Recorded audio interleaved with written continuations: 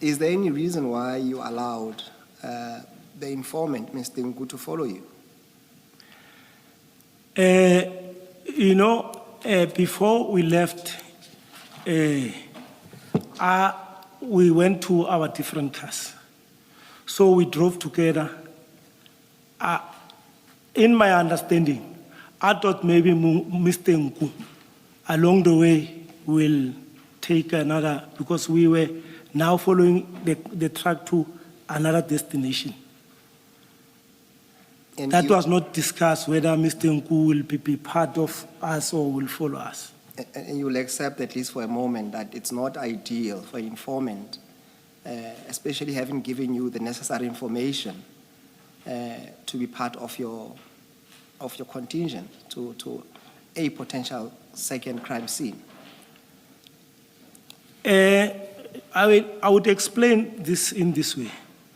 Sometimes informers give information to the police, and some policemen, even if the information was positive, they will say it was not positive. And in this instance also, when we arrive at Scania, I questioned this. I asked Mr. Mashaba, because Mr. Nku was now parked in the premises.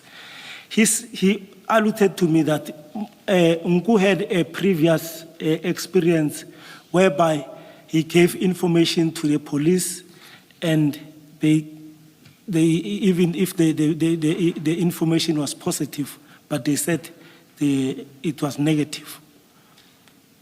But in your understanding that he had no business of being there? Because he was not taking part. He was always seated in his car.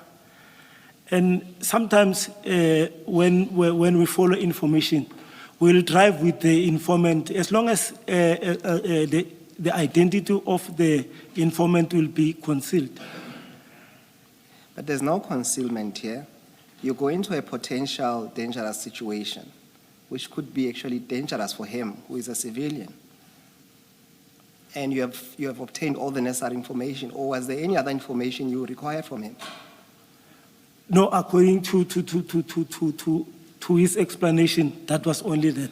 So when I say he had no business in being there, what's your comment? I won't fully agree with you, Commissioners, because, like I'm saying, it was because of his previous experience. Even though I would say it was at least dangerous for him, but as long as he is not partaking, that for me, it was not going to be a problem. No, but you didn't know that. You didn't know his past experience. And I'm not sure how is that relevant, though. But this is the explanation that I got from his handler, Chief Mashaba. And I wouldn't dictate for Mashaba to how he must handle his informant. So you're deferring to Mr. Mashaba then? Commissioners? Are you relying on Mashaba then to say, because he said, because of his previous experience, that Mr. Nku wants to be there to make sure that this operation is a success? You will say it's because of Mr. Mashaba? That's correct. I wouldn't have powers to say, Mr. Mashaba, tell your informant, because I suggested, we spoke about it. If he had problems, or if he shared the same sentiment with me, he would have said, maybe advise Mr. Nku not to be part of the operation, or not to be nearer to the place. I suppose the question is, if you were in charge and of making the final decision, would you have had Mr. Nku there? It's a very dicey question, but I think if the informant, if I was a handler and the informant was having such a concern, as long as he's safe and his identity is concealed, I was not gonna No, no, have but any you- difficulty. No, I'm not saying put propositions. I'm saying in the situation that you were in, you are not his handler, you're not aware of his previous. Concealment is identity is concealed. Okay. Let's go to paragraph 11 then. While in transit, I then started calling other members from different units for assistance, backup, including the following. I called Warrant Officer Chidi from Crime Intelligence Unit in Jamestown, but he told me that he is unable to make it as he was attending a funeral in Limpopo. I then called Brigadier Liwele from DPCI in Jamestown. Unfortunately, his phone was off. I then called Warrant Officer Pukungwane from Alberton CIS. Maybe I must explain this. CIS stands for Crime Investigation Services, which is the detectives.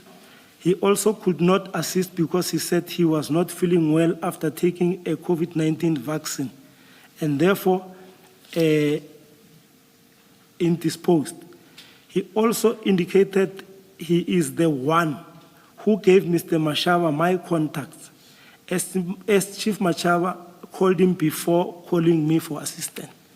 So maybe to explain this, before Chief Mashaba called me, this is the person that he called first, Warrant Officer Pukungwane of Alberton. That is how, because I didn't even have Mashaba's number, or Mashaba didn't even have my numbers. So he got my numbers from Warrant Officer Pukungwane. I then called Warrant Officer Pakula from National Investigation Unit, which is called NINO. Fortunately, he said he was available to assist, but he was still at home preparing himself for work. He requested me to call him again when this information is positive, and we agree on that. I then called my station commander, Lieutenant Colonel Risenga Albert Chauke, to report that I'm following an information with a member from Gauteng Traffic Police about a truck which is alleged to be carrying or transporting drugs to Ireton. He did not express any difficulty with what I was reporting, and he requested me to be update or provide him with a feedback on an opportunity time. Warrant Officer, none of these people that you have listed, and starting with Maja when you got the call the first time, and here in paragraph 11, none of them is from your Zonke Zizwe police station. You've called people outside. That's correct. I assume you're not the only member of Zonke Zizwe. There are other capable SEPS members there. To be honest with you, commissioners, at Zonke Zizwe at that time, because I left Zonke Zizwe at, I think, before 7. Yes. Other office members were not available. It's only a sector vehicle. And we're operating with only one vehicle for the complaints and CSC duties. Sorry about that. So, well, my question was going to be, why did you not call anyone from Zonke Zizwe when you were making these calls? How come there's no one from your police station that you called, and then have them tell you, I'm unavailable, I don't have a car, or they're not answering their phones? You've gone to everybody except anyone from your police station. Is that because, since I'm explaining that we only have one vehicle from Zonke which is doing sectors. Yes. So that I knew that even if I can call them, they wouldn't go with me because they will focus on doing CSC duties and attending to complaints around. So at Zonke Zizwe, no one goes outside. Are you saying to us all the police at Zonke Zizwe police station, they work only inside? No, detectives can. Yes, so why did you not call one of them, or 3, 4, 5, whatever number you have, instead of calling people who say, I'm in a funeral in Limpopo, you called that person, how you choose them, you call DPCI, and then you call Pogungwane, who says, I'm not well, and when all of them are unavailable to you, you don't say, let me try one of, or 2 or 3 of my people in Zonkizizwe. You are in a police car, so you could have given them a lift. You could have gone back to fetch them. Yes, Because Chief Mashaba has the situation under control. Why did you not call your people? that didn't cross my mind. Okay. Thank you. Were you focusing on any specialities, or were you just calling people at random? I was calling people that I know that they will have a mandate, or they can work outside. Were you calling people who have or were specializing in certain fields, or were you calling people at random? I was calling people who, some of them are doing specializing, like Warrant Officer Chidi is from crime intelligence, so he can follow information. Then Brigadier Lewele, DPCI, he's the head of DPCI in Jamestown. So Warrant Officer Pukungwane is from Alberton. And I was calling people that I know they are always available, or that I've worked with them before. So it was more a question of availability, according to your understanding, and not so much what they specialized in. That's correct, Commissioner. All right, thank you. Warrant Officer, Magane, just on that score, because you seem to be struggling to get hold of, from Chidi to even Pakula himself, he was not immediately available. Surely you could have just called 10-111 to get manpower. Did you try that? No, I didn't. To be honest with you, I never thought of calling 10-111. All right, let's proceed. You knew or you know about, we've heard there's a SANEB in DPCI. You know anything about it? I know, that's why I called Brigadier Lewele. Is he in SANEB? No, he's at serious anti-corruption.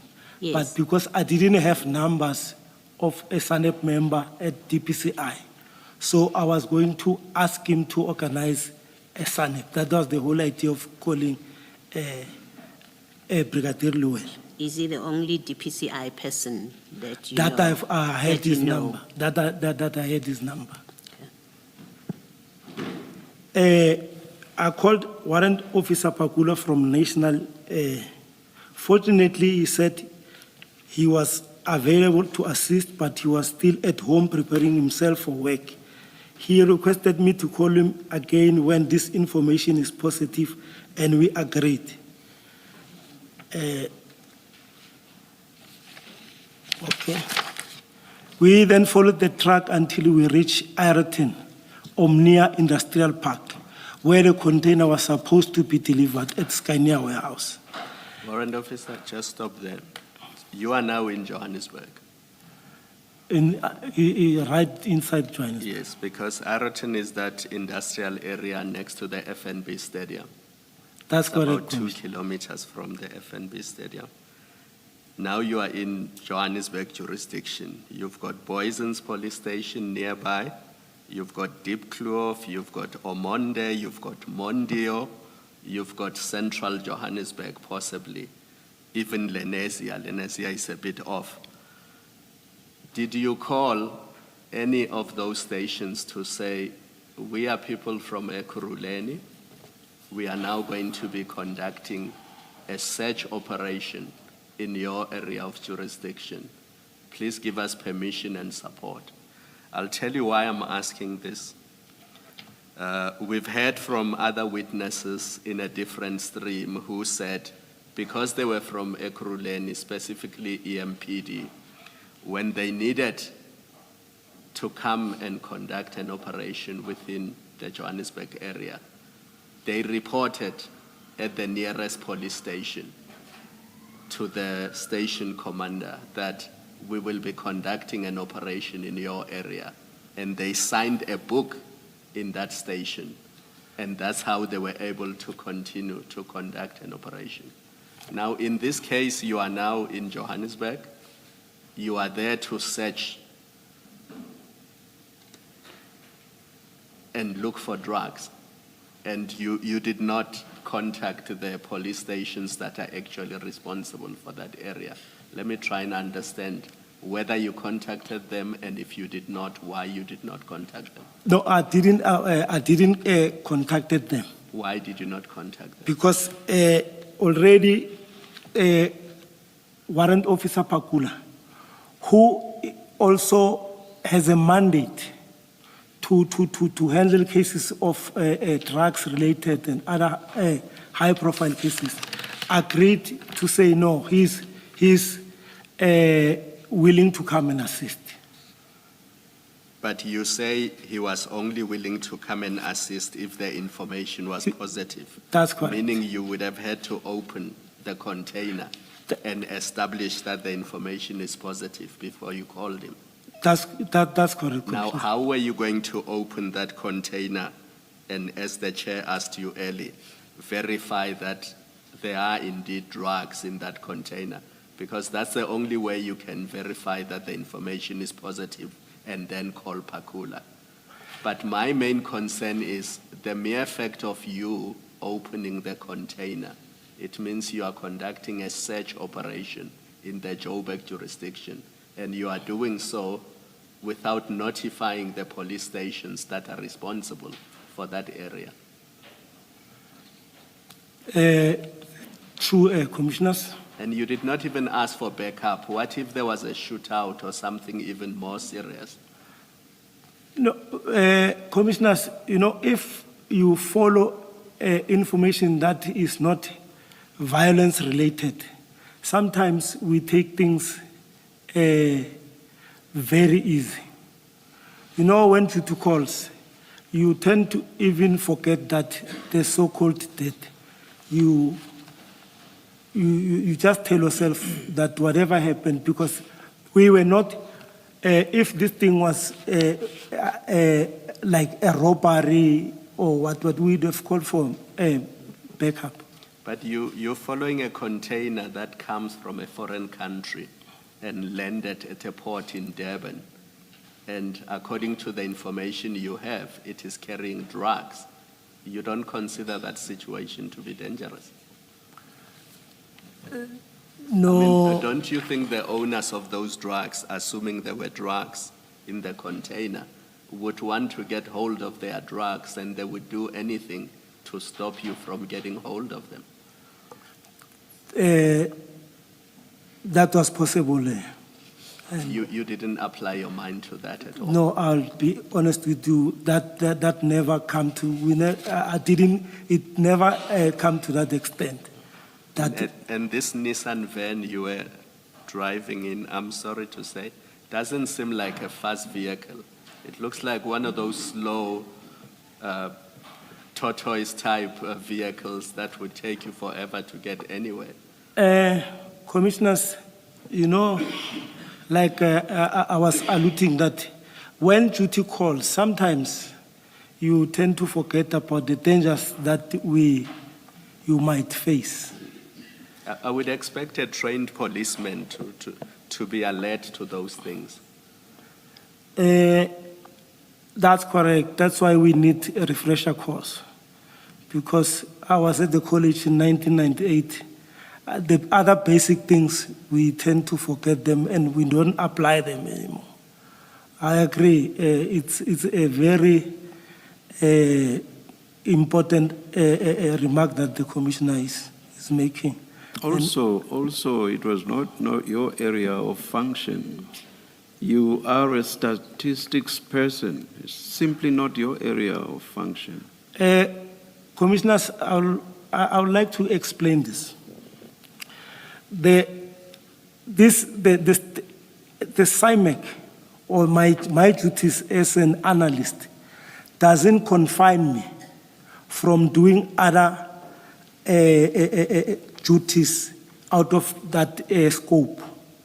I only get rated for those that are on my those that are my primary duties, but I can still do other things which are out of that. But from the answers you've given in response to my colleagues, Commissioners Baloyi and Kumalo, it's quite plain that you were at sea. You were lost as to what needed to be done. It's not your area, as I say. I would agree. And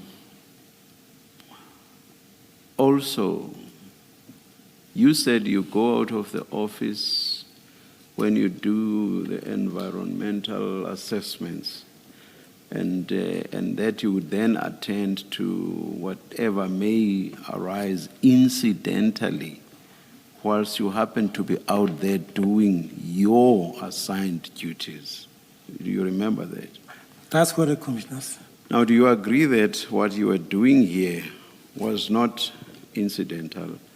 You left your office upon being called and you went to involve yourself in this operation. It's unlike what you told us earlier, which is being involved with something if something happens incidentally. This was totally different. Do you agree? Sorry to interject, sorry. Do you agree? I agree, but to explain this further, Commissioner. I'm happy with the agreement, but you may continue. Okay, thank you, Commissioner. My primary duties, it does not confine me from doing other duties which are operational. You see, we gave you an opportunity, we gave you latitude to explain what more you may do outside of the office, and you explained. And that had nothing to do with something like this, and you've just agreed that this had nothing to do with what you agree with outside of the office. I agree. Thank you. Well, I was going to add that, in fact, your commander, in his statement, says your duties are office-bound. That's how he describes your duties. That is Chauke that you've referred to. No, that's incorrect.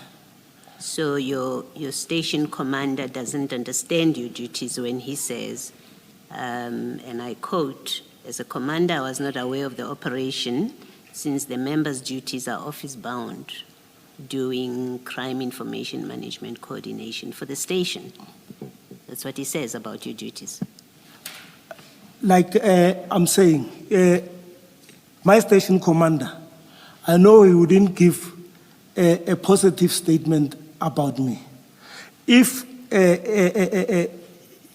I called him, if he was not happy about this, he was supposed to stop me and say, "You're not allowed to do that." Like I've got... Forget what he was supposed to do. We're not talking about your station commander, what he did do or did not do. I'm following up on your discussion with the chairperson to say what you've agreed with the chairperson, in fact, finds further confirmation from your station commander, who says your duties are office-bound. That's all I was saying. Can I say something, Commissioner? Like I say, I fully disagree with my station commander. All right, thank you, Mr. Secretary. Thank you, Warrant Officer Magane. Let's proceed. I think we are about to enter the premises of Ayrton. You are at paragraph 12. Okay, 13. just Commissioner. Had 13. just read 12. Next one is 13. Paragraph 12. Move to 13. At Scania, we found a person who introduced himself as Miss Jolene Wenzel, and that she was working at Scania as a warehouse supervisor, and she also confirmed that the container was carrying their stuff from Brazil.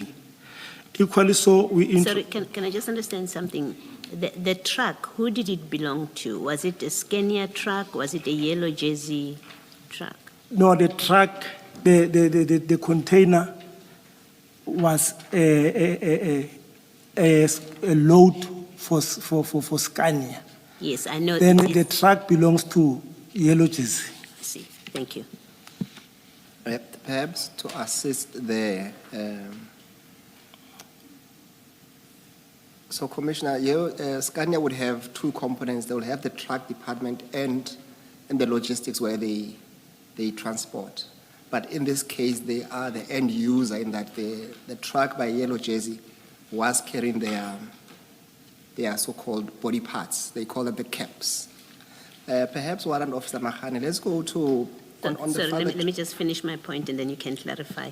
I think what I was seeking to clarify is, so the driver of the truck is in fact employed by Yellow Jersey, not by Scania. That's correct. Yeah. Thank you. I think that's all I needed to clarify. You can continue to clarify what you wanted to clarify. Yes, Mr. perhaps go to paragraph 14 and we'll come back to the point that I wanted to assist you with in terms of the cargo. Equally so, we introduced ourselves to her and explained the reason for our presence at the premises.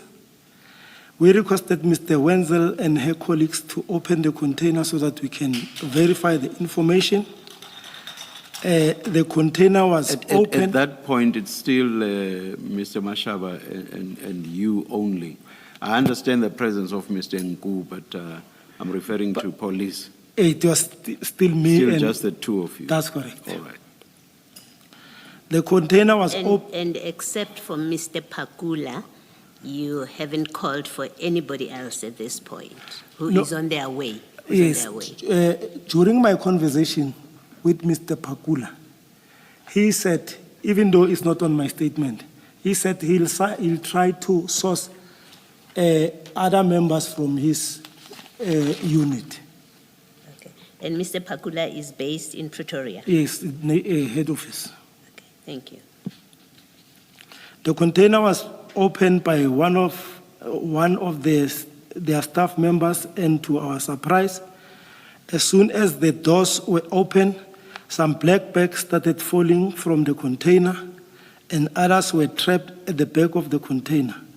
I also found a seal which was inside a white plastic. The said seal had the same serial numbers as the seal that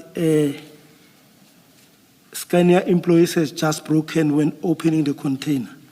I then inquired from Ms. Wenzel if this is how they receive their stuff, but she said this was very strange and unusual. What did you mean by that? Oh, sorry. What did you mean by that?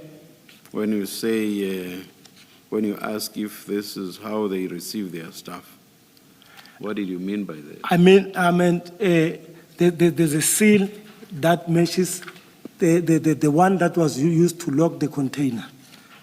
I was trying to ascertain if this does it comes with a spare seal that is inside the container. So the focus of your question was about the seals, not so much about what was contained in the container. No. It was also on the trucks also, because I also asked her